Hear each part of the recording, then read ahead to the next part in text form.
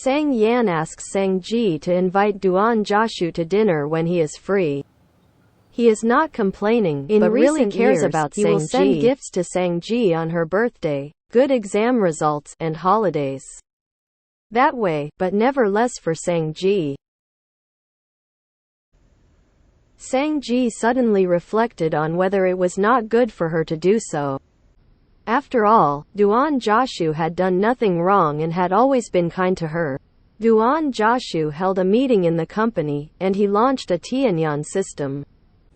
The prototype received great approval, but because the technology was too difficult, it might increase the risk and was not approved for the time being. Duan Joshu did not lose heart, but instead encouraged everyone in the group to cheer together. Sang Ji planned to invite Sang Ji to have a meal to express her gratitude, but a paragraph was deleted and edited.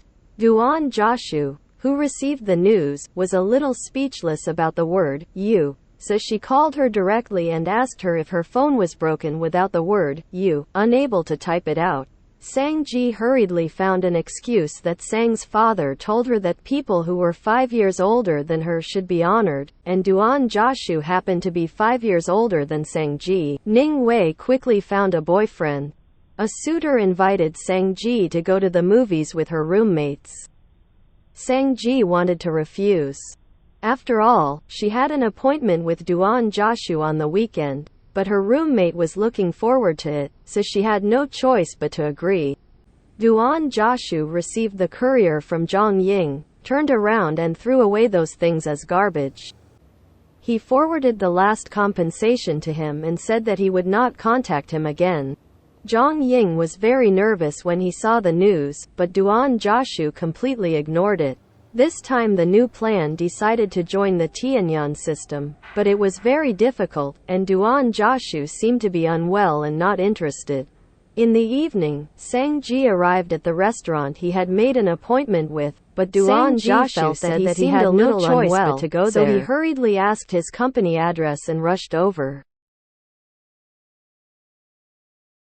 Duan Joshu's face turned pale from the stomachache. Sang Ji helped him to take a taxi on the road, and accidentally ran into his arms. The two had no time to be embarrassed, so they had to go directly to the hospital. Duan Joshu has acute appendicitis, and decided to go ahead with the operation. Sang Ji was very nervous watching him push into the operating room, but she could only wait outside.